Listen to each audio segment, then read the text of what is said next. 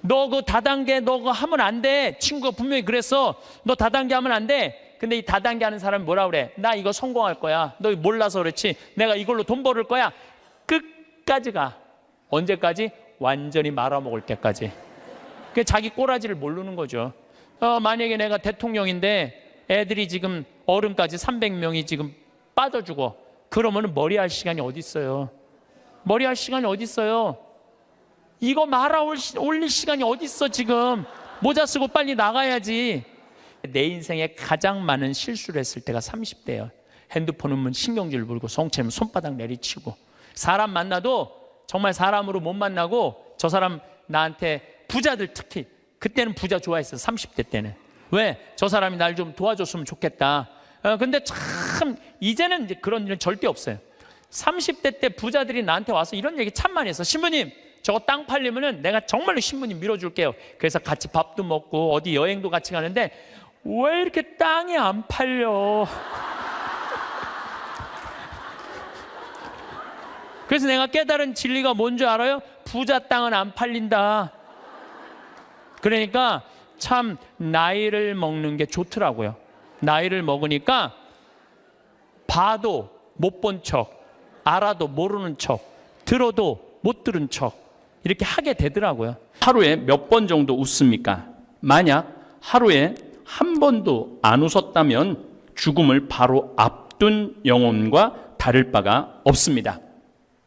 나이가 60이 넘었는데도 하루에 100번 이상을 웃었다면 이분은 어린아이와 같은 맑은 영혼을 지니신 분입니다. 웃을 일이 있어 웃는 게 아니고 웃으면 웃을 일이 생깁니다. 정말 쓸데없는 걱정을 하고 사는 분들 너무나 많습니다. 그러므로 내일을 걱정하지 마라. 내일 걱정은 내일이 할 것이다. 그날 고생은 그날로 충분하다. 황창현 신부님의 행복 특강 지금 바로 시작하겠습니다. 구독, 좋아요는 정말 큰 힘이 됩니다.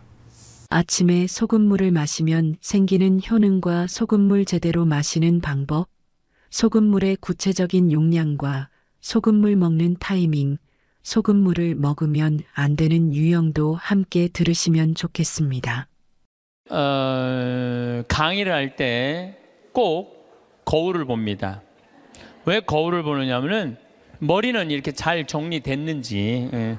오늘도 평창에서 우리 부관장 신부님 이동이 있었어요. 그래서 부관장 신부님 오시는 거 맞이하고 이 인천까지 오는데 굉장히 멀더라고요. 그래서 누워서 잠을 차 안에서 자는데 머리가 막 눌리는 기분이 막 들더라고. 그래서 보니까 다행히 머리가 좀 덜 눌려갖고, 만약에 내가 머리가 막 이렇게 떴으면 여러분들 기분이 어떨 것 같아요? 내가 막 강의할 때 가끔 방송에 보면은 신부님들이 그러는 경우가 많아요. 이렇게 머리가 떠서 이렇게 강의하는 신부님들이 있더라고요. 그러면은 강의 내용 안 들어와. 뜬 것만 보여. 뜬 것만. 그리고 저는 정말 강의할 때 제일 중요하게 여기는 게 뭐냐면은 바지에 자꾸는 올라갔는지. 이걸 제일 중요하게 여겨요. 왜 제일 중요하게 여기느냐면 만약에 내가 바지에 자꾸가 내려가잖아요. 그럼 여러분들 눈은 여기 와 있어요. 눈은 여기 와 있어. 그리고 머리는 무슨 생각이냐면 저 신부님 바지에 자꾸 내려갔네. 큰일 났네 저. 내 강의 하나도 귀에 안 들어와요.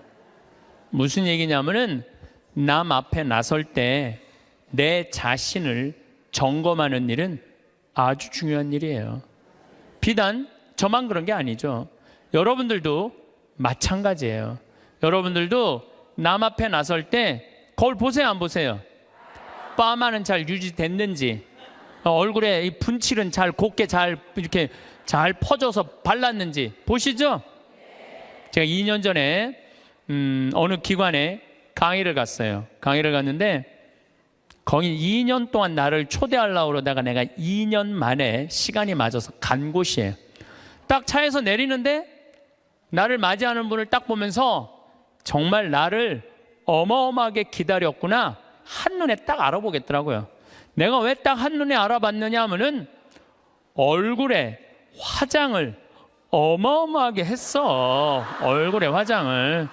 이 마스카라를 얼마나 말아 올렸는지 눈이 막 뒤집어지려고 그래요. 마스카라를 얼마나 말아 올렸는지.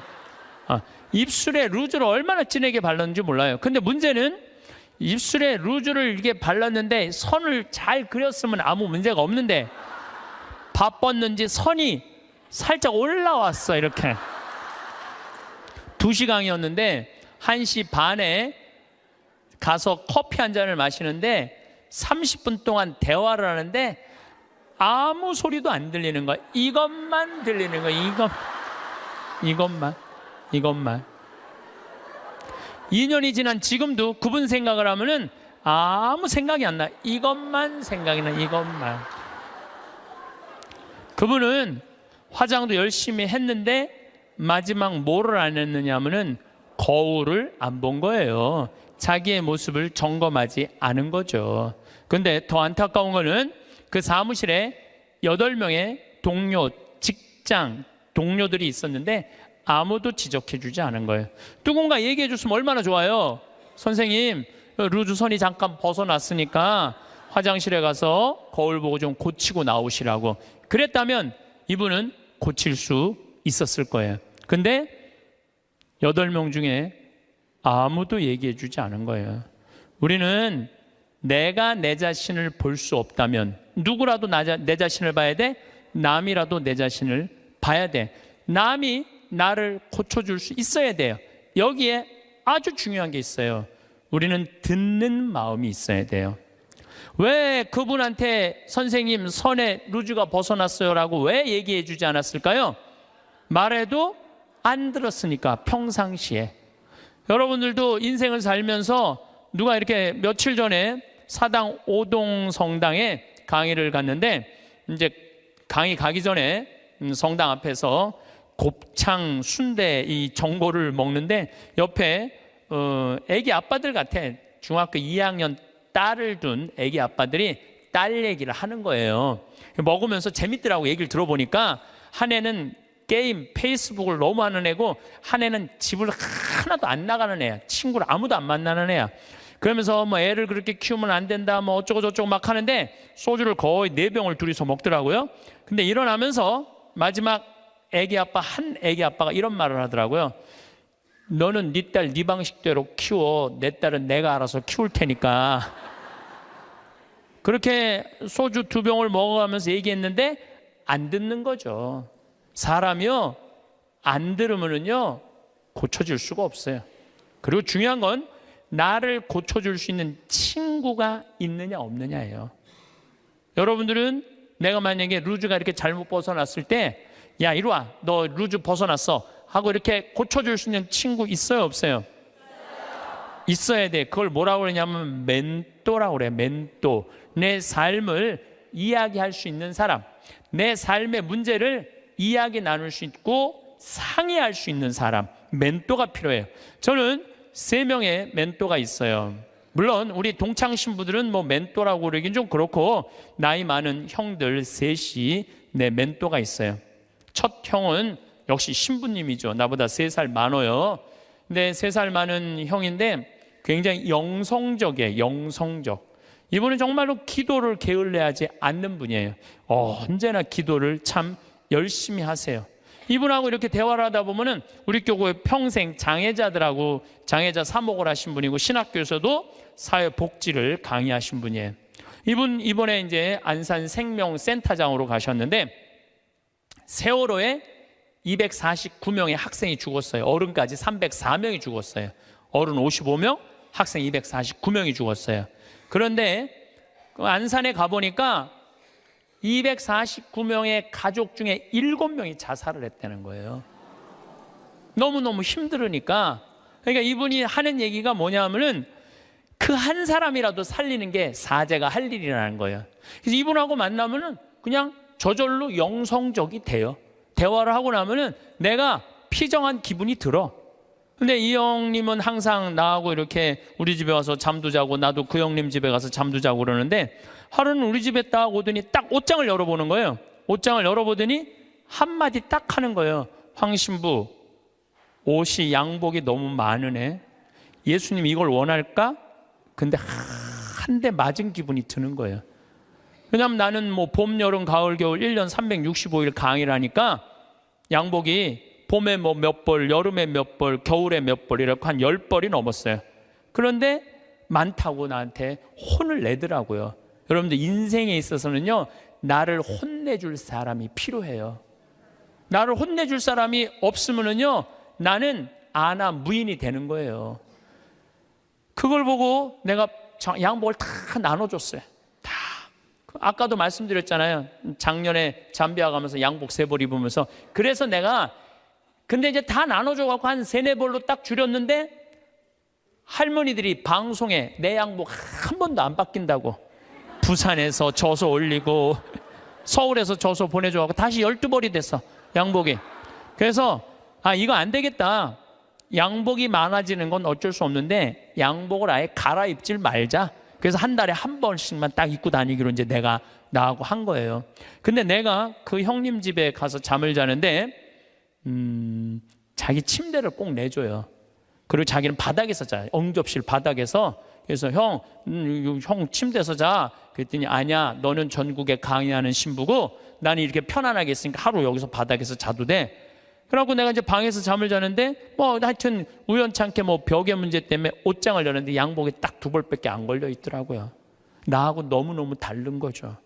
그래서 내가 그분이 나한테 그런 얘기를 할 때 그냥 기분 나쁜 게 아니라 저절로 반성이 돼. 나 자신을 돌아보게 되는 거죠. 한 2주 전, 이제 뭐 거의 한 3주 전 정도 되죠. 어떤 자매가, 나를 아주 끔찍히도 아끼는 자매가 신부님 평창 며칠 전에도 영하 15도까지 내려갔거든요. 보통 한 20도 내려가, 20도. 신부님 그 평창 추운데 따뜻한 잠바 하나 신부님 위해서 샀다는 거예요. 밤에 이제 이렇게 받아갖고 그냥 쫄르쫄르 들어왔죠. 근데 전화가 왔어. 신부님, 거기 그거는 수선을 하려고 그러면 그 영수증이 있어야 되니까 그 옷에 이렇게 붙어 있는 거 띄지 마시고 그 보관하세요. 버리지 말고. 그래갖고 집에 들어와갖고 그걸 딱 보는데 가격표가 마침 있더라고. 안 그래도 궁금했는데 보니까 165만 원짜리야. 165만 원짜리. 어쩐지 딱 입는데 느낌이 다르더라고. 근데 저는 2가지를 생각했어요. 첫 번째는 내가 전국에 다니면서 그냥 평범한 우리 교우들한테 강의하는데 165만 원짜리 옷 입고 다니면서 행복을 과연 이야기할 수 있을까? 그 생각을 첫 번째 했어요. 2번째는 그 형 생각이 났어요. 항상 장애자들하고 사는 그 형, 양복 2벌, 맨날 까만 거, 이 색 저 색도 아니야, 까만 거 입고 다니는 그 형 생각이 났어요. 그 형이 이걸 보면은 나한테 뭐라고 그럴까? 못 입겠더라고요. 마음에는 너무 들었는데 못 입겠더라고.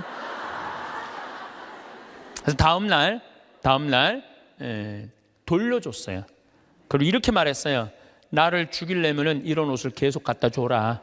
내 영혼을 죽이려면. 그러나 날 정말 사랑한다면은 이렇게 비싼 옷. 그리고 내가 그날 무슨 온천에 가갖고 보니까 밑에 막 세일하는 거 보니까 8만 원짜리 오리털 파카 많더라고. 8만 원짜리. 그래서 내가 얘기했어요. 내가 그 세일하는 데가 보니까 8만 원짜리도 많은데 왜 그렇게 비싼 걸 사서 줬느냐? 나한테 정말 선물하고 싶다면 8만 원짜리 해라. 그랬더니 어제 왔어. 택배로 8만 원짜리 3벌이. 어제 8만 원짜리 3벌이 택배로 왔더라고. 그런데 나를 제어해 줄 수 있는 멘토가 필요하다는 거예요. 또 내 멘토 한 분이 계셔요. 그분은 나보다 4살 많은 형인데 이 형은 철학적인 신부예요. 대화를 해보면 날밤 새요. 그런데도 시간 가는 줄을 몰라. 그럼 어쩜 저렇게 생각을 잘할까? 어떻게 저런 생각을 갖고 있을까? 어떻게 생각이 저렇게 깊을까? 이런 생각이 들어요. 그래서 그 형을 만나도 너무너무 좋아. 그리고 그 형도 나보다 나이가 많은 형인데 나를 혼내요. 나는 혼내줄 수 있는 사람이 있다는 게 너무너무 좋아요. 또 한 형은 나보다 7살 나이 많은 형인데 이 형은 생각이 없는 신부예요. 그런데 이 형님하고는 아침부터 저녁까지 같이 있어도 지겹지가 않아요. 계속 재밌어요. 그러니까 신학교 때부터 친했지만은 같이 서품을 받은 나이만 많은 거지, 신학교 때부터 지금까지 거의 30년의 세월 동안 같이 있으면서 한 번도 지겨웠던 적이 없어요. 같이 있으면 행복해. 지금도 잠깐 쉬는 시간에 벌써 전화 왔더라고. 다음 주 월요일 날 전심에 만나서 맛있는 거 먹자고. 제일 행복한 거예요, 만나면은. 그래서 언제나 시간을 함께 할 수 있고 즐거운 시간 함께 할 수 있는 내 멘토 신부 셋. 물론 우리 사랑하는 내 동창 신부들 많지만은 그런 멘토가 있다는 게 좋은 거죠. 여러분들도 오늘 가만히 생각해 보세요. 적어도 멘토 3명은 있어야 된다는 거예요. 근데 내가 지금 내 인생의 문제, 나를 혼내줄 수 있는 사람이 한 명도 없다면 여러분들은 실패할 확률이 많아요. 인생을 나를 혼내줄 사람이 있어야 돼요. 친구를 잘못 두면요 인생 망가지는 사람들도 많아요. 최순실 같은 친구를 두면요 인생만 망가지는 게 아니라 나라도 말아먹을 수 있어요. 친구 잘못 두면은. 그래서 친구를 잘 둬야 되는데 아까도 말씀드렸지만은 듣는 마음이 있어야 돼요. 누가 나한테 얘기를 할 때 겸손되이 듣는 마음이 있어야 돼. 근데 우리 대통령께서는 누가 혼내줄 사람이 없었잖아요. 어렸을 때부터 누가 감히 그분을 혼을 내요. 중학교 2학년 때부터 경호원이 따라다녔다는데, 그리고 내가 며칠 전에 어떤 분하고 식사하는데 자기 오빠가 이 서강대학에 같이 학교를 다녔대. 4년 동안 전자공학과 4년 동안 같이 한 교실에서 공부를 했는데 한 번도 말을 못 붙였대요. 경호원이 옆에 있어갖고. 하늘과 땅이잖아요. 하늘과 땅. 그러니까 혼내줄 사람도 없어, 친구도 없어. 그러니까 지금도 밥을 혼자 드신대잖아요. 그러면은요 이거는요 제대로 된 판단하기 쉽지 않아요. 사람은요 먹고 마시고 놀아야 돼요. 요거 꼭 기억하세요. 인생 실패하지 않는 유일한 길은 먹고 마시고 노는 거예요. 누구하고? 친구랑 먹고 마시고 놀 때 행복할 수 있어요. 신부님 참 팔자 좋은 소리, 뭐 먹고 마시고 돈이 있어야지 여러분들 꼭 비싼 거 사 먹어야지 먹고 마시고 놀아요. 떡볶이, 지난번에 신당동 떡볶이 우리 5명이 갖고 3만 원 시켜갖고 맛있게 먹었어. 수다 떨면서. 중요한 거는 비싼 걸 먹는 게 아니에요. 아무리 싼 거라도 친구들이랑 어울려져서 먹고 마시고 놀아야죠. 인생 사람 돌아가는 거 알고 서로 눈치도 봐요. 친구들하고 어울려서 놀 때 여러분들 눈치 봐요, 안 봐요? 눈치 봐요. 왜 내가 제 기분 나쁘게 말하면 제가 기분 나쁘면 눈치 봐요. 이런 말은 앞으로 하지 말아야 되겠다. 쟤랑 놀으려면은 누가 또 싫은 소리에 그때 막 신경 주고 싸워. 그럼 나중에 외로워져. 싫은 소리도 참을 줄 알아. 그러면서 사람이 어우러지면서 먹고 마시고 놀 때 사람이 되는 거예요. 근데 아무도 안 만나고 혼자 지내는 사람은 다 외롭게 돼 있어요. 다 이상하게 가게 돼 있어요. 그래서 나는 어렸을 때부터 성당 형들이랑 맨날 먹고 마시고 놀았어. 그래서 나는 눈치가 빤해. 딱 보면 내가 여기 낄 때다 안 낄 때다 금방 알아요. 근데 중학교 2학년 때부터 경호원 옆에 평생 있었던 우리 대통령께서는 눈치 볼 일이 없잖아요. 눈치 볼 일이 하나도 없잖아요. 눈치가 없어. 지금도 내가 보기에는 눈치 있으면 벌써 내려왔지. 눈치가 없어. 상황 파악이 안 되는 거죠. 그래서 여러분들 친구가 아주 중요한 거예요. 소크라테스는 뭐라고 그랬어요? 너 자신을 알라고 그랬죠. 우리가 내가 어떤 사람이냐, 내 모습, 쉽게 말해서 내 꼬라지를 아는 건 중요해요. 내 꼬라지가 어떤지, 내 모습이 어떤지. 그 안데르센이라는 덴마크의 동화 작가가 있어요. 여러분들은 잘 아는 동화를 썼어요. 벌거숭이 임금님이라는 동화. 근데 이거 영어면 뉴클로스야, 새 옷이야. 임금님의 새 옷이라는 동화를 썼는데 이 내용은 이래요. 임금님이 평상시에 옷 입고 자랑하기를 참 좋아하던 임금님이야. 예쁜 옷 입고 자랑하기를 좋아하던 임금님이야. 근데 사기꾼 둘이 임금님한테 가갖고 임금님한테 뭐라고 그랬냐면은 우리가 기가 막힌 천을 짤 줄 안다. 근데 이 천은 어떤 신비한 천이냐 하면 바보 눈에는 안 보인다. 바보 눈에는. 그러냐? 임금이 지혜롭다고 생각을 했으니까 좀 돈도 주고 짜봐라. 그래서 이제 짜기 시작했어요. 임금님이 그 기가 막힌 천을 좀 보러 가야지. 근데 얘네들이 막 천을 막 짜는데, 둘이서 배틀해서 천을 짜는데 안 보이는 거야. 근데 뭐라 그랬어요? 누구 눈에는 안 보인다고?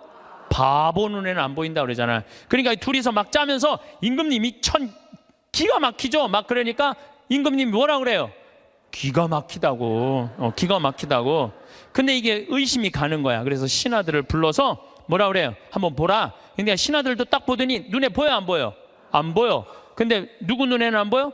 바보 눈에는 안 보이잖아요. 바보 신하 되기 싫으니까 뭐라 그래? 임금님 너무너무 멋있다고. 그래갖고 이제 일주일이 지나갖고 다 짰다고 입으라고 다 보이지도 않는데 입는 흉내를 다 내갖고 입었어. 퍼레이드를 하시라고. 퍼레이드를 하는데 온 백성이 그 얘기를 다 알고 있잖아요. 임금님 너무너무 멋있다고. 근데 꼬마의 하나가 우리 임금님 빨개 벗었네. 그래, 빨개 벗었네. 드러난 거죠. 그런데 동화가 여기서 끝났다면 이 동화는 하나도 재미없어요. 근데 이 동화는 끝까지 읽어보면은 어떻게 끝나느냐 하면 임금님은 창피해갖고 왕궁으로 뛰어들어가야 되는데 끝까지 퍼레이드를 해요. 끝까지 퍼레이드를 하고 그 창피를 다 당하고 왕궁에 들어가요. 여러분도 임금이 왜 끝까지 퍼레이드를 했을까요? 중간에 들어가면은 벌거벗은 거 내가 인정하는 거 아니야. 그러니까 니네들 눈에는 안 보여도 내 눈에는 보인다. 그리고 끝까지 한 거예요. 끝까지. 그런데 여러분들 친구들이 너 그거 잘못됐어. 그러면 고쳐야 되는데 어떻게 해? 끝까지 고집피고 가는 사람들이 있죠. 너 그 다단계 너 그거 하면 안 돼. 친구가 분명히 그랬어. 너 다단계 하면 안 돼. 근데 이 다단계 하는 사람이 뭐라 그래? 나 이거 성공할 거야. 너 몰라서 그렇지. 내가 이걸로 돈 벌을 거야. 끝까지 가.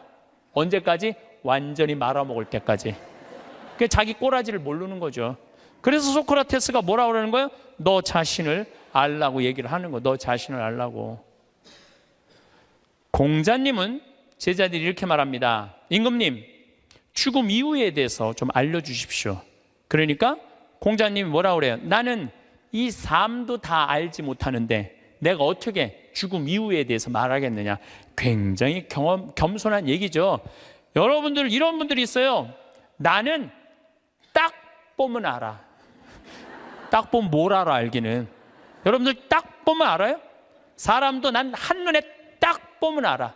여러분들 정말로 한눈에 딱 보면 알아요? 나는 그거 불가능하다고 생각해요. 어떻게 나 세상 돌아가는 거 딱 보면 알아. 나는.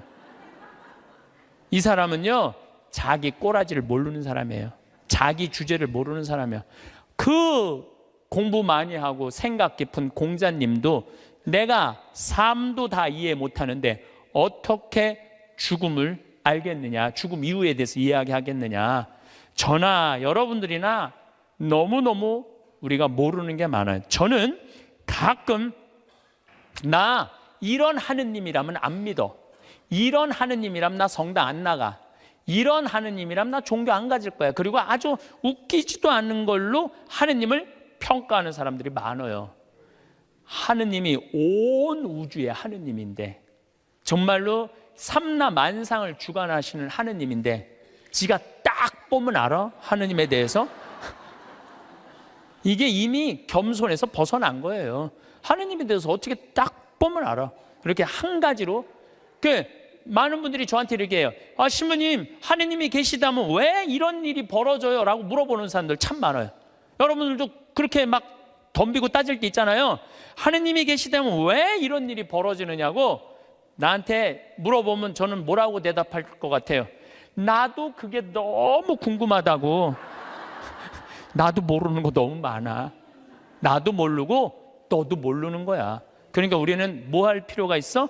겸손해야 돼요. 자기 자신을 들여다보려면, 교만하면은 자기 자신을 들여다볼 수가 없어요. 또 부처님은 뭐라고 그러냐면 자기 자신이 누군 줄 아는 사람은 부처고 자기 자신이 누군지 모르는 사람은 중생이라고 그랬어요. 부처님도 결국은 가장 큰 숙제가 뭐예요? 자기 자신을 깨닫는 거야. 그게 각자 부처에 자기 자신을 깨닫는 일이 그렇게 어려운 일이에요. 그렇다면 여러분들은 여러분들 자신을 깨닫기 위해서 무슨 노력을 하나 이거예요. 무슨 노력을. 내가 나 자신이 누군지, 내가 어디로 가고 어떻게 살고 앞으로 어떻게 살아가야 되는지 이걸 알기 위해서 무슨 노력을 하고 있느냐 이거예요. 아무 노력도 안 한다면 우리는 지금 인생을 실패할 확률이 굉장히 많죠. 예수님은 마태복음 7장에 뭐라고 그랬어요? 남의 눈에 있는 티끌 꺼낼 생각하지 말고 네 눈에 있는 들보 꺼내라고 그러죠. 이번에 제가 여름에 잠비아 봉사활동 가고 아주 크게 깨달은 게 하나 있어요. 이제 매년 40명 가다 이번엔 80명이 갔어요. 그러니까 거기 이제 뭐 숙소가 사람이 북적북적한 거지. 그러니까 뭐 샤워 물도 중간에 하다가 끊어지고 막 이런 일이 많아요. 그러니까 막 이제 제가 이번에 여름에 갔을 때 하도 샤워를 해갖고 하도 끊어져갖고 내가 이번에 한 게 있어. 이번에 보름 동안 가는 동안 샤워를 한 번도 안 했어. 샤워를 한 번도 안 했어. 아주 좋더라고요. 예. 그런데 문제는 샤워를 한 번도 안 해갖고 문제는 다 해결됐는데 화장실이 문제인 거야. 이 사람이 화장실에 갖고 일을 봤는데 물을 내렸는데 물이 안 내려. 그럼 어떻게 그냥 나오는 거죠. 그리고 난 다음에 내가 이제 일을 보러 딱 들어가면은 그 변기에 있는 똥을 보면 너무 더러운 거야. 너무너무 더러워. 정말 더러워. 그런데 이상하게 내가 이번에 깨달은 게 뭐냐면은 화장실에 갖고 내가 똥을 넣고 내 똥을 보면은 안 더러워. 이상하게.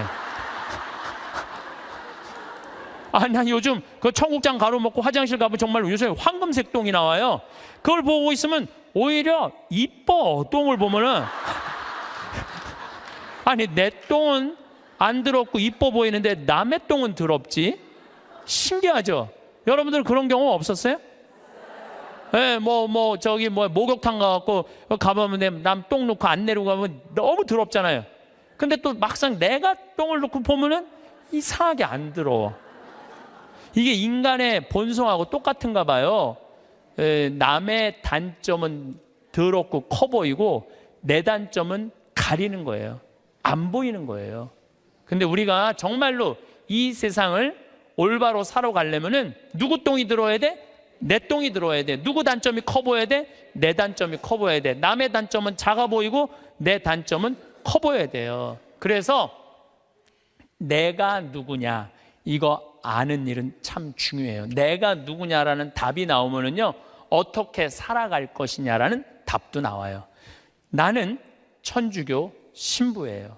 그렇죠? 아주 간단하잖아요. 나는 천주교 신부야. 난 천주교 신부니까 하늘나라의 구원을 선포하는 사람이야. 그래서 천국이 있다. 하느님께서 현존하고 계시다. 역사하고 계시다. 하느님은 정의로우신 분이다. 이 얘기하는 게 나의 당연한 의무야. 또 한 가지는 내가 하늘나라의 구원의 기쁜 소식을 전하는 사람이니까 누가 기뻐야 돼? 내가 기뻐야 돼요. 내가 내 안에 기쁨이 없으면 교우들이 날 보고 저 신부님 뭐야? 저 신부님한테 뭔가 기쁨이 있을 줄 알았더니 힘들다 그러고 짜증난다 그러고 그냥 사는 게 죽었으면 좋겠다고 이러면은 여러분들은 나한테 와서 위로를 받을 수 있어 없어요? 위로 못 받아요. 근데 나한테 와갖고 나는 저 별을 보면은 요즘은 별이 내 심장에 박혀. 진짜로 너무너무 별이 예뻐요. 별도 예쁘고 새벽에 이렇게 미사를 올라가면은요 이제 우린 6시니까 5시 한 반쯤에 올라가면은 진짜 깜깜하거든요. 밤에 보는 별보다 새벽에 보는 별이 더 이뻐 또. 너무너무 행복해. 내가 행복하다 그러면 저 신부님 참 별을 너무너무 좋아하시는구나. 나도 별을 좀 봤으면 좋겠다. 생태마을에 갔으면 좋겠다. 그런데 난 너무너무 힘들고 지겨워. 이러면 답이 안 나오는 거예요. 그러니까 내가 누구냐. 나는 또 천주교 신부인데 이번에 잠비아를 이렇게 갔을 때 대통령한테 땅을 1000만 평을 받았어요. 1000만 평을 받았는데 여의도 11배 큰 땅이야. 근데 나는 거기다 농업대학을 지으려고 마음을 먹은 거예요. 그래갖고 서울대학에 앞으로 10년 동안 매년 4명씩 석박사 가르쳐 주기로 했어요. 이번에 2명 입학을 했어요. 존하고 켈리 신부라고 공부 잘하는 신부들이야. 이태리어, 영어, 스페인어, 한국어까지 다 잘하는 신부들이야.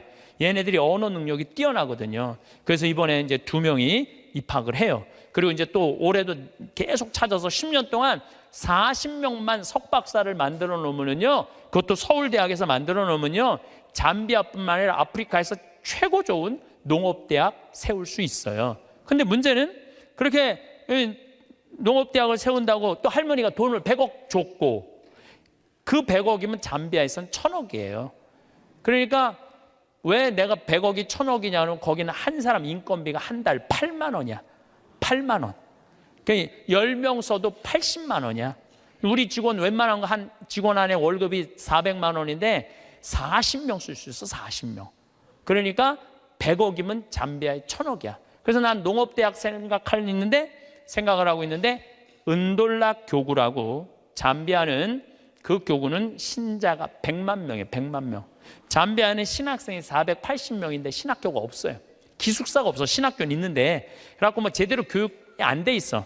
주교님이, 그 반달 주교님이 날 찾아오더니 귀양 이렇게 좋은 땅에다가 신부님 얘기 들어보니까 돈도 있대는데, 신학교 짓는데 10억이면 된다는데 신학교 줘달라는 거예요. 저는 한 대 맞았어요. 왜 맞았느냐면 거기다가 농업, 물론 내가 환경을 운동하는 신부라 농업대학을 짓겠다고 먼저 생각했지만은 사실은 그 반달 주교님이 이런 강론을 하셨어요. 그 라디오 방송국을 갖고 있더라고요. 우리가 빵을 먹는 게 중요하냐, 하느님의 말씀을 먹는 게 중요하냐, 그 얘기를 하더라고요. 전 너무너무 창피했어요. 빵이 중요한 게 아니다. 하느님의 말씀을 먹는 게 중요한데 신학교를 줘야 된다. 그래서 이번에 한국에서 온 신부가 신학교를 줘주려고 그런다. 기뻐해라. 내가 반성을 너무 많이 했어. 내가 신부인데 신학교를 줘줘야지. 그래서 이번에 이제 잠비아에 신학교 짓고, 그걸 너무 충격을 받아갖고 모잠비크에도 신학교가 필요하대. 모잠비크에도 줘주고, 그래봐야 10억이야. 10억. 나 100억 받았는데 뭐 그거 못 줘줄 게 뭐 있어. 10개라도 줘줄 수 있지. 그러니까 내가 누구이냐라는 질문에 답이 나오니까 어떻게 살아갈 것이냐라는 답이 나오더라고요. 만약에 내가 학교 선생님이야. 선생님은 애들한테 뭐 가르쳐야 돼요? 공부? 나는 절대 공부를 가르쳐서는 안 된다고 생각해. 아이들한테 뭘 가르쳐야 되냐면 행복을 가르쳐야 돼. 사는 도리를 가르쳐야 돼. 사람들하고 어우러 사는 거를, 법을 가르쳐야 돼. 그게 선생님이 할 일이죠. 난 내 강의 때 핸드폰 올려도 한 번도 신경질을 부린 적이 없어. 한 번도.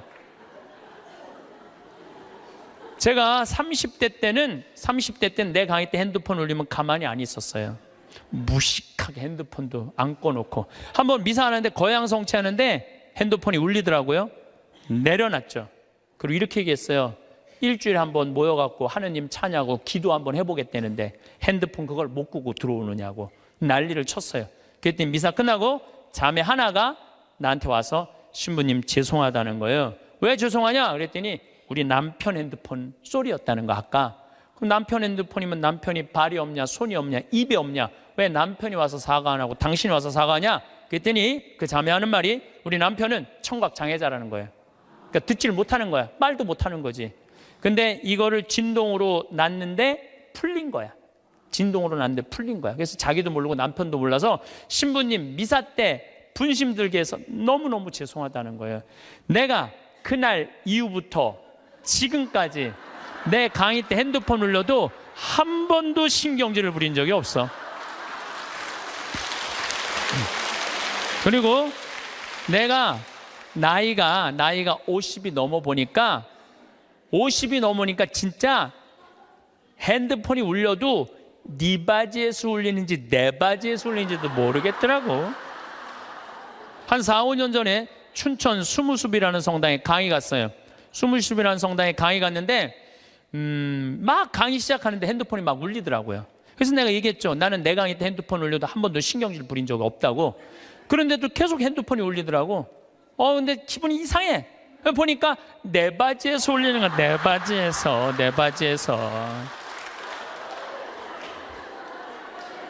그래서 나이를 먹는다는 게 참 좋더라고요. 젊었을 때는 누가 잘못하잖아. 특히 교우들이 잘못하면 바로 지적하고 바로 혼냈어요.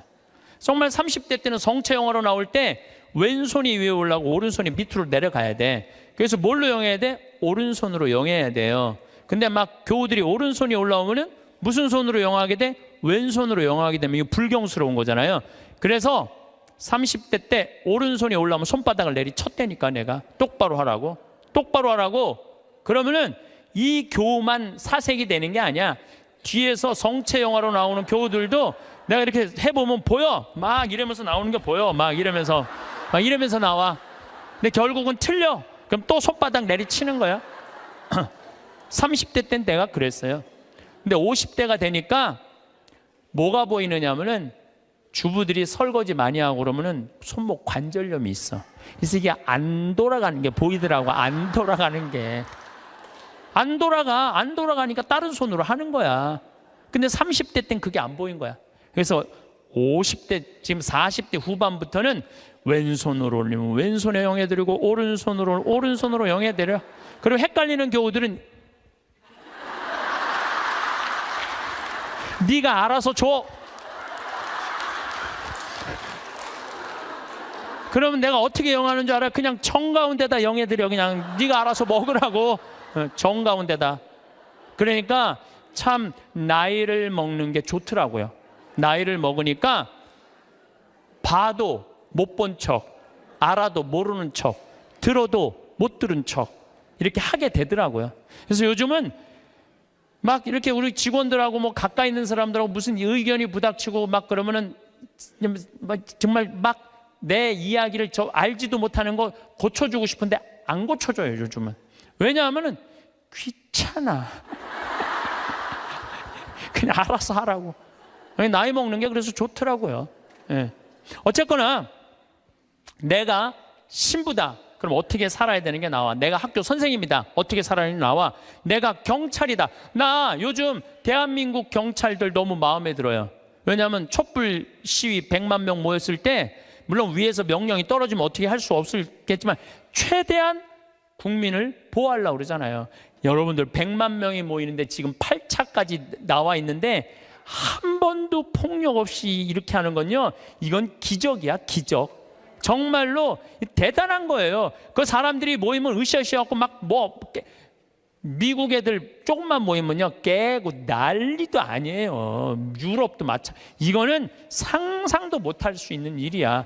경찰은 뭐 하는 사람들이야? 나쁜 사람 붙잡고 국민들 보호하는 거 아니야. 내가 만약에 재판관이야. 그럼 옳고 그름을 판단해 주는 사람이 재판관 아니에요. 그러면은 재판관이 뭐 이 상황 할 거 없이 정의로우면은 옳고 그름을 판단해 줄 줄 아는 사람이 재판관이야. 내가 누구냐라는 답이 나오면은요 행동하는 건 하나도 어렵지 않아요. 만약에 내가 대통령이야. 그러면은요 이건 진짜 많이 물어봐야 돼요. 내가 대통령이라 하면 5천만 명의 생명을 쥐고 있는 거야. 저는 요즘 이렇게 방송을 보면서 제일 안타까운 건 뭐냐 하면 지금 수출 안 돼. 국민들 뭐 1,500조 빚 있어. 깡통 전세 나와. 가게 막 무너져. 정말로 너무너무 힘들어요.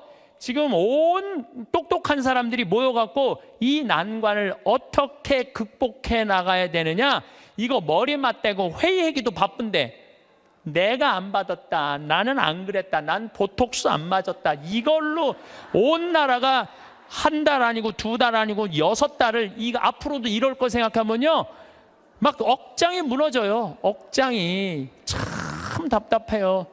만약에 내가 대통령인데 애들이 지금 어른까지 300명이 지금 빠져 죽어. 그러면 머리할 시간이 어디 있어요? 머리할 시간이 어디 있어요? 이거 말아 올릴 시간이 어디 있어? 지금 모자 쓰고 빨리 나가야지. 이게 왜 그러느냐면 내가 누구냐를 묻지 않기 때문에 그래. 내가 누구냐. 여러분들도 마찬가지예요. 내가 누구냐를 물어야 돼. 그래서 저는 중학교 1학년 때 세례를 받았어요. 14살 때. 세례 받기 전에 나는 어땠느냐. 반장 부반장 해봤던 적이 없어요. 나는 반장 부반장. 그리고 우리는 한 반이 70명이었는데 줄반장도 중요한 자리였어요. 줄반장도 해봤던 적이 없어. 나는 우등상 한번 타봤던 적 없는 사람이에요. 예. 그리고 성격은 진짜 지랄 맞았어요. 까칠한 거 뭐 말할 것도 없고. 그래서 만약에 내가 밥을 먹다가 신경질이 나잖아요. 난 숟가락 그냥 던졌어요. 숟가락, 젓가락. 밥그릇도 많이 던졌어요. 밥그릇도. 그래서 어머니가 그 밥풀, 누나가 밥풀 이렇게 주워 담았던 거 생각나. 일단 던지고 숟가락, 밥그릇 던지면 일단은 그거 다 하고 나면 나는 안 죽을 만큼 두들겨 맞았어요. 안 죽을 만큼. 예. 어떨 땐 상도 들러 엎었어요. 상도. 어렸을 때 내 기억나. 신경질 나면은 하고 싶은 대로 다 했어. 초등학교 2학년 때 이건 진짜 아주 잊을 수 없는 일이야. 너무너무 신경질이 났어. 근데 밥 먹을 때가 아니었나 봐. 문을 딱 열었는데 뭐 던져야 되는데 아무것도 없는 거야. 던져야 되는데 근데 마루에 마침 뭐가 있었느냐면 요강이 있었어요. 요강이. 우리 가족이 다 있었어요. 그때 내가 어떻게 했어요? 그 초등학교 2학년 애가 요강을 발로 찼어. 발로 차갖고 이제 시멘트 바닥에 딱 떨어져갖고 깨지면 난 죽는 거야. 어머니한테 맞아 죽는 거야. 근데 정말로 발로 찼는데 요강이 딱 시멘트 바닥에 떨어지면서 푸르기 시작하는 것도 딱 쓰는데 온 가족이 정말로 어이가 없으니까 다 웃더라고요. 하도 어이가 없으니까. 근데 그 얘기를 어머니가 지금도 해. 우리 가족이 지금도 해. 너 어렸을 때 요강 찬 거 생각나느냐고. 예, 너라고는 이제 안 그래도 신부님 어렸을 때 요강 차는 거 생각나느냐고. 그렇게 까칠했어요. 그런데 내가 중학교 1학년 때 세례를 받으면서 어마어마한 거울을 만난 거예요. 예수 그리스도라는 거울을 만났어요. 예수 그리스도라는 거울을 딱 보는데 내가 한심하게 이를 데 없더라고요. 남을 배려할 줄도 모르고, 아까도 말씀드렸지만 인내할 줄도 모르고, 남을 사랑할 줄도 모르고, 아무것도 할 줄 아는 게 없더라고요. 예수님은 사람을 사랑하겠다고, 나를 사랑하겠다고 그 고통스러운 십자가를 지셨는데 나는 내 손에 하나도 안 보려고 그러고 살았던 거예요. 안 질라고, 누구한테도 안 질라고. 그렇게 살았던 내 자신이 기가 막히더라고요. 그래서 저는 내 똥이 더러운 걸 알기 시작했어요. 내 똥이 더럽더라고요. 그래서 만약에 지금 초등학교 때 성격 지금도 갖고 있었다면 이렇게 이 자리에서 강의 못하죠. 내가 변했기 때문에 이 자리에서 강의할 수 있는 거지, 변하지 않았다면 누가 여러분들 그냥 강의만 잘한다고 교우들이 나를 찾고 평창까지 오겠어요? 와갖고 오면 내가 맨날 신경질 부리면 누가 오겠어요? 맨날 반짝반짝 웃으니까 오는 거지. 반짝반짝 웃으니까 오는 거지.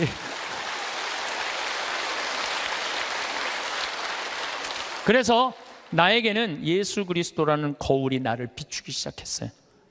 정말 많이 나를 비춰주셔. 지금도 오늘도 예수님 생각 많이 했어요. 예수님 참 정말로 우리를 끔찍하게도 사랑하시는 분이구나. 우리가 상상하는 것 이상으로 우리를 사랑하고 계시고 온 삶으로 당신은 우리를 사랑하셨구나, 이런 생각이 참 많이 들어요. 그러니까 그 예수님을 보고 난 15살에 사제가 되기로 결심을 해요.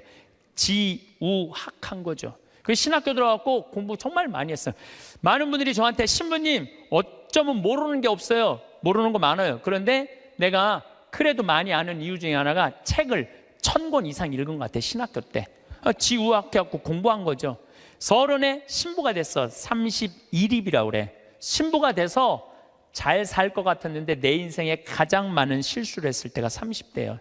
핸드폰은 신경질 부리고 성체는 손바닥 내리치고, 사람 만나도 정말 사람으로 못 만나고, 저 사람 나한테 부자들 특히 그때는 부자 좋아했어요. 30대 때는. 왜? 저 사람이 날 좀 도와줬으면 좋겠다.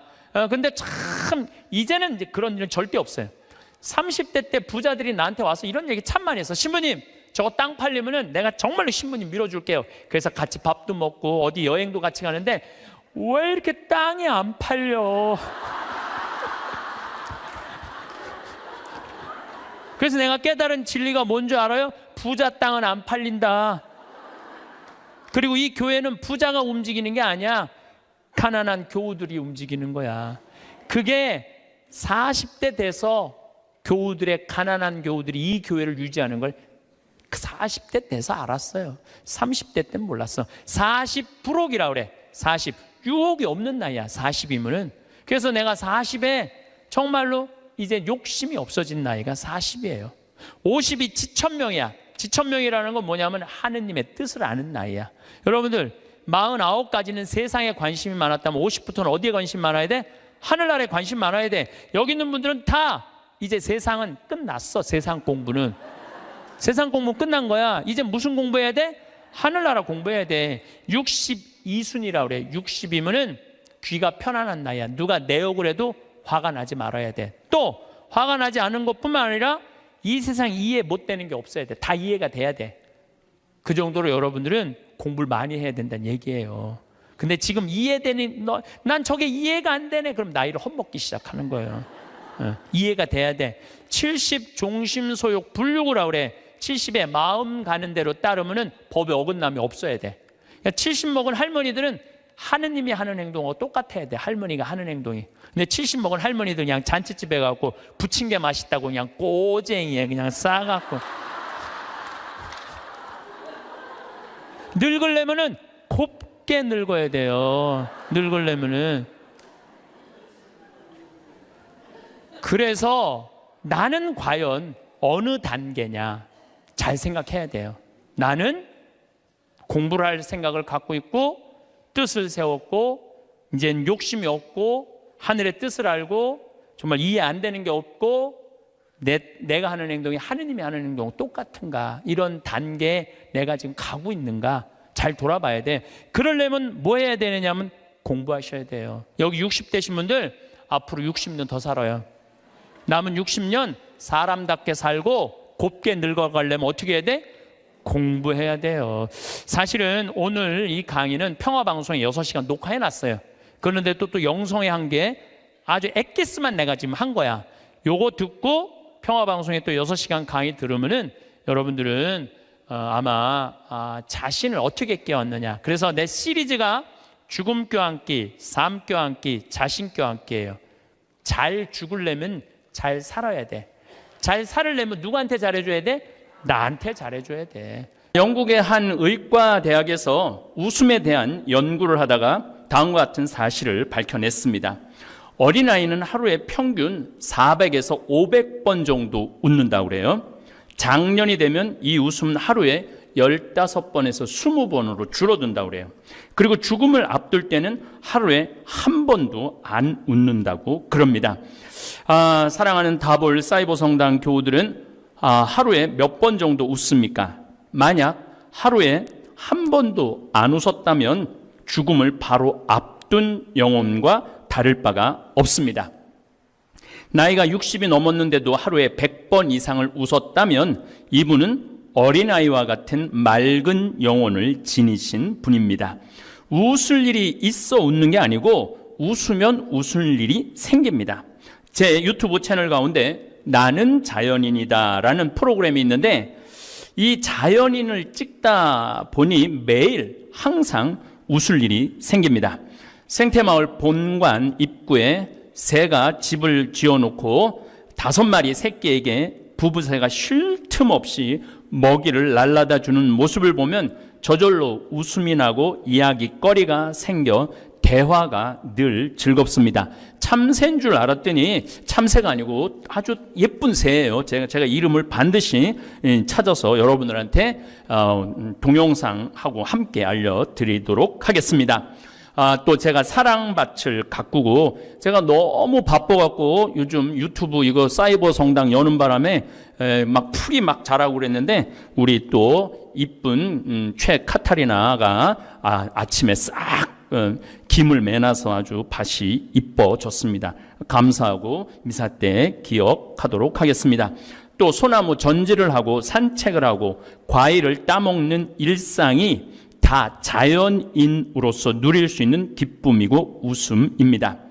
그런데 어렸을 때 그렇게 잘 웃던 아이가 사춘기가 지나고 어른이 되면서 기쁨을 상실한 채 웃음을 잃어가는 이유는 경험에서 오는 미래에 대한 불안과 염려 때문이라고 합니다. 자꾸 많은 걸 보니까 지진도 일어나고 태풍도 오고 북한에서 뭐 또 뭐 불바다를 만든다고 그러고 막 뭐 또 바이러스가 지금 벌써 800만이 넘고 별 것들이 다 걱정거리예요. 걱정거리. 우리 어머니는 그냥 앉아서 직업이 걱정이야. 큰아들, 작은아들, 막내아들, 뭐 누나, 또 손자들 뭐 6이나 손녀들 6이나 있고 뭐 애 결혼했는데 애를 안 가졌고 그것도 걱정, 뭐 별 걱정을 다 하는 거죠. 하지만 사람이 고민하고 염려하는 이들 가운데 실제로 우리를 괴롭히는 일이 얼마나 될까요? 노먼 빈센트 필 박사는 쓸데없는 걱정이라는 글에서 우리가 하는 모든 걱정 중에서 절대로 발생하지 않을 사건에 대한 걱정이 40%라는 거예요. 하늘이 무너지는 거. 이런 거 기우라고 그러죠. 중국 기나라의 한 사람이 하늘이 무너지면 어디로 숨어야 되나 그런 걱정했다고 그러죠. 그러니까 제가 보니까 절대로 일어나지 않을 걱정하는 사람들이 너무 많아요. 이미 일어난 사건에 대한 걱정이 30%. 코로나19 때문에 아마 이 걱정이 온 국민이 가장 큰 걱정이 아닌가 싶습니다. 신경 쓸 일이 아닌 작은 것에 대한 걱정으로 22%. 우리가 바꿀 수 없는 사건에 대한 걱정이 4%. 지금 우리 북한하고 어쩔 수 없는 관계가 너무너무 많잖아요. 그것도 제가 보기엔 뭐 걱정한다고 되는 게 아니고 시간, 또 조금 정치인들 또 국민들이 노력하면은 하나하나 풀어나갈 수 있는 일 아닌가 싶습니다. 그리고 우리가 바꿀 수 있는 사건에 대한 걱정은 4%라고 말을 합니다. 사람마다 정도의 차이는 있지만 정말 걱정해야 되는 건 4%밖에 안 된다는 거예요. 96%는 쓸데없는 걱정이에요.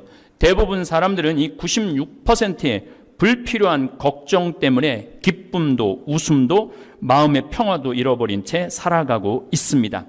예수님은 오늘 우리에게 두려워하지 마라. 너희는 수많은 참새보다 더 귀하다 하시면서 우리를 위로해 주십니다.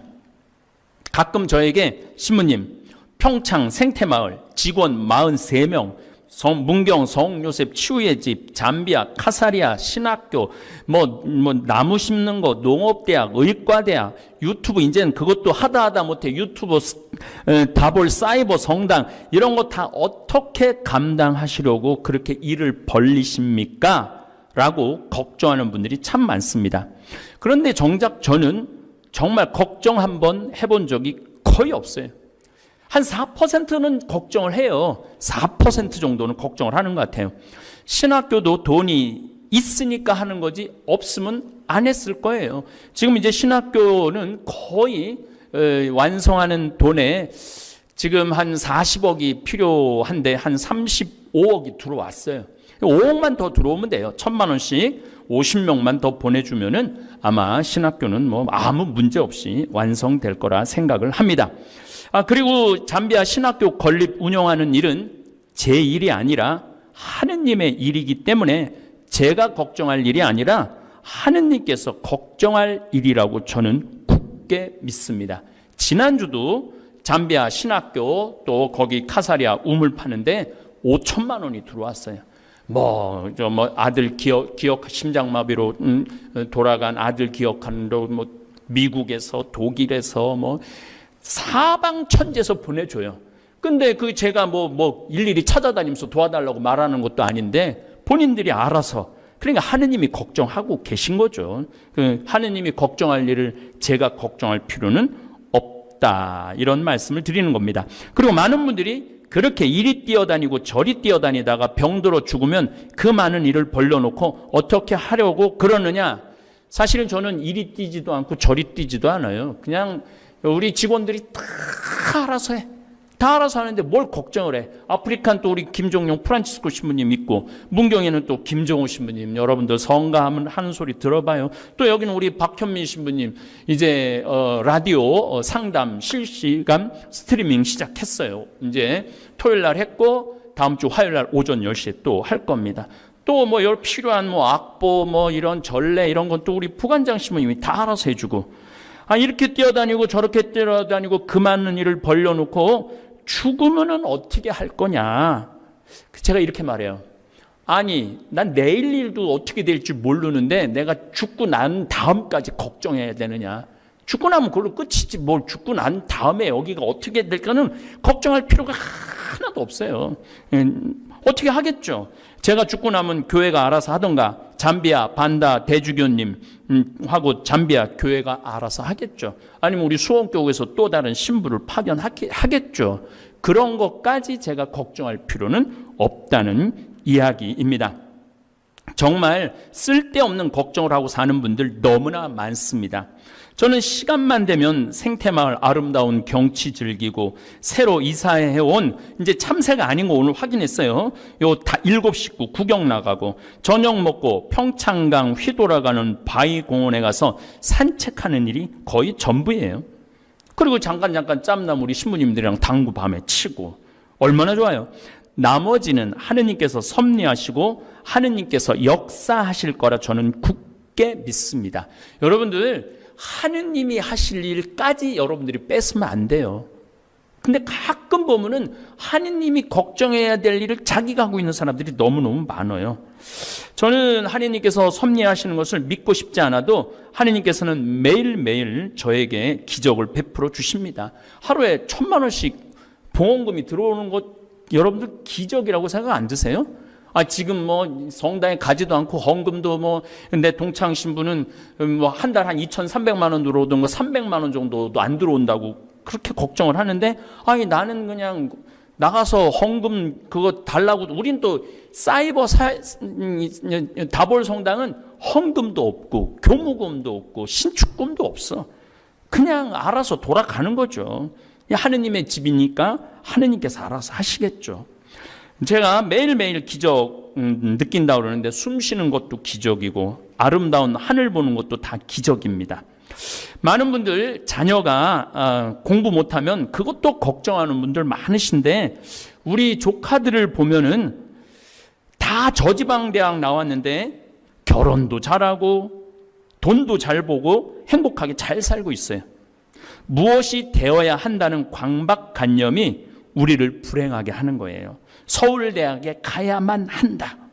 의사가 되어야만 한다.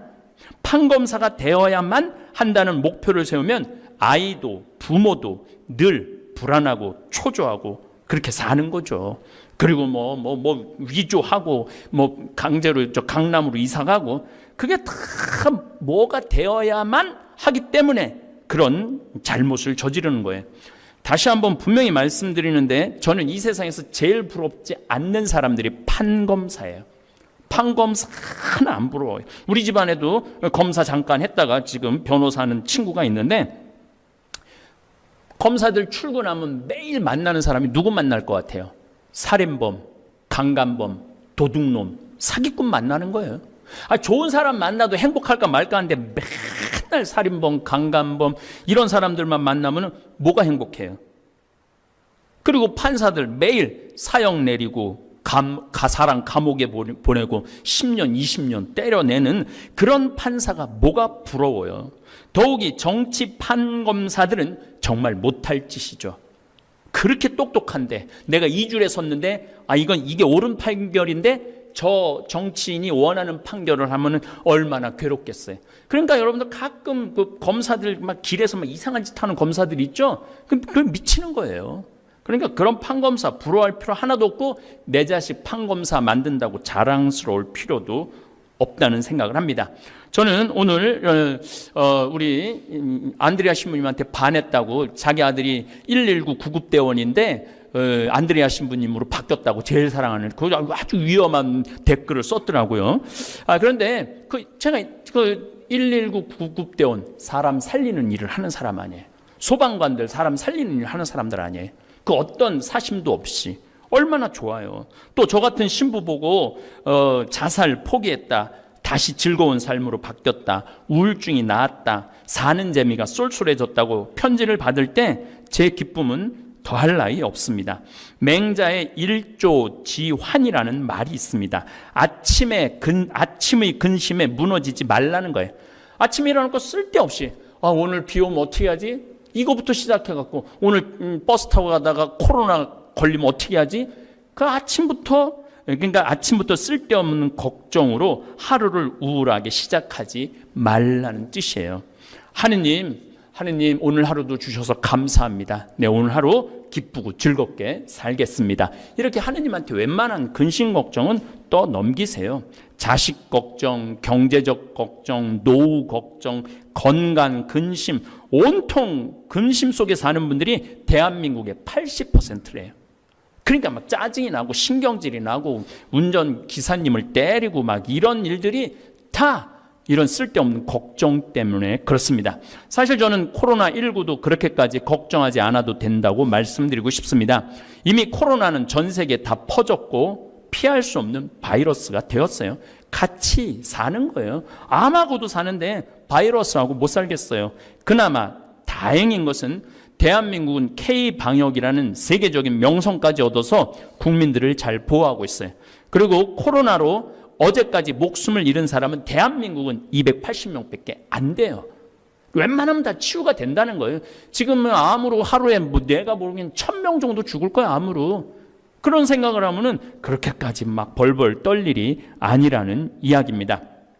미국은 어제까지 12만 688명이나 됩니다. 확진자는 220만 명이나 되었고, 확진이 되어도 병원 시설 이용이 어려워 그냥 집에서 견디전지 아니면 집에서 죽는 사람들도 수두룩하다고 그래요. 미국 인구가 3억 2천 정도 되면 우리 인구 대비 우리나라 6배 인구가 많아요, 미국이. 그런데 확진자는 200배가 많아요.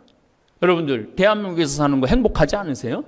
뭐 걱정할 거 그렇게까지 없어요. 손 열심히 씻고, 우리 지금 생태마을 직원들 마스크 이렇게 쓰고, 이거 보이기 위한 마스크예요. 우리는 여기 청전 지역이라 마스크 안 쓰는데 이 방송으로 여러분들 마스크 쓰라고 지금 마스크 아마 굉장히 불편할 거예요.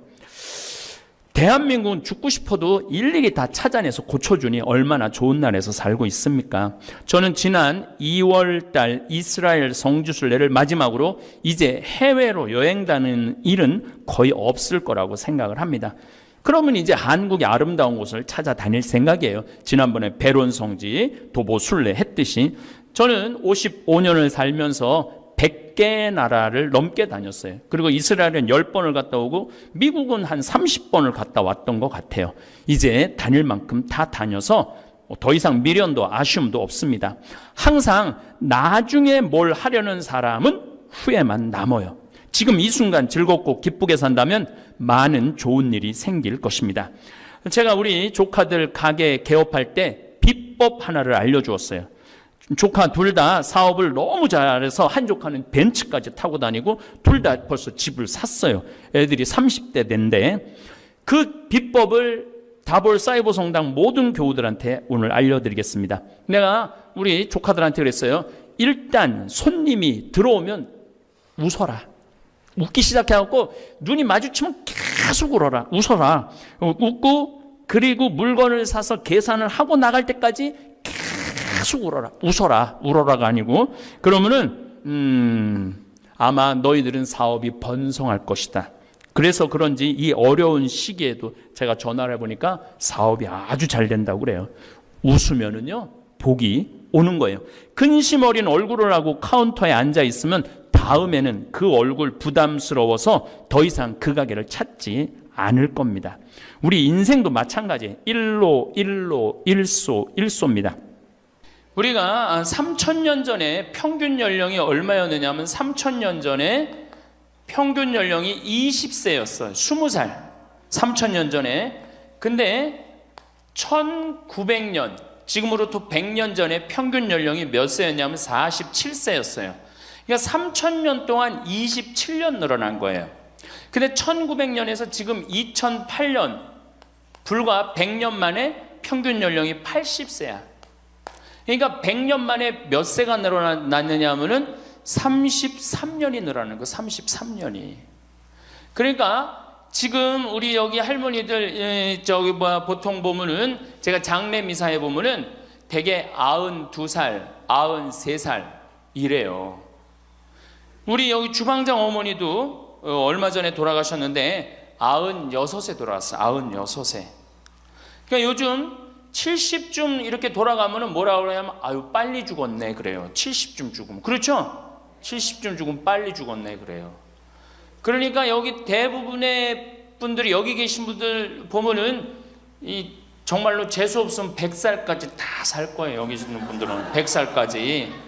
예. 까면서 한번 호구 조사를 한번 해봐야 되겠다. 나 지금 70 넘었다. 손 들어봐요. 70 넘었다. 70은 나이도 아니네 보니까. 80 넘었다 하면 손 들어. 80. 우리 할머니 80 넘었어요? 몇 살이세요? 81? 이 할머니 여기까지 온 근력 보니까 105살까지 살게 생겼네. 예. 아니 81인데 이렇게 정정한데, 근데 여러분들 천지가 그래요. 천지가. 우리가 2006년에 100살 넘은 사람이 몇 명이냐면 1960명이에요. 그러니까 거의 2000명 됐어요. 2007년에 몇 명? 4000명이에요. 4000명. 더블로 늘어나요. 더블로. 일본은 100살 넘은 사람이 3만 명이 넘어. 3만 명이. 그러니까 옛날에는 연령이 어떻게 돼 있었느냐 하면은 애들이 많았고 어른이 조금이었어요. 그래갖고 뭐 애들은 굉장히 많은데 나를 가면 갈수록 적어갖고 동네에서 60살 넘은 사람은 1명 내지 2명이야. 동네에서. 그러니까 60 환갑 넘었다 그러면 이렇게 지나가다도 환갑 넘은 할머니가 지나가면 절로 고개를 숙였단 말이에요. 어디 옛날에 할아버지 할머니 환갑 넘은 할아버지 할머니 지나가는데 담배를 펴요. 피다가 또 얼른 끄지. 근데 지금은 이게 우리나라가 65세 이상이 500만 명이에요. 500만 명. 65세 이상이. 그러니까 도표를 그리면은 1에 60세가 훨씬 많아. 65세가. 미국은 3,300만 명. 65세 넘은 분들이. 또 이 일본은 2천만 명.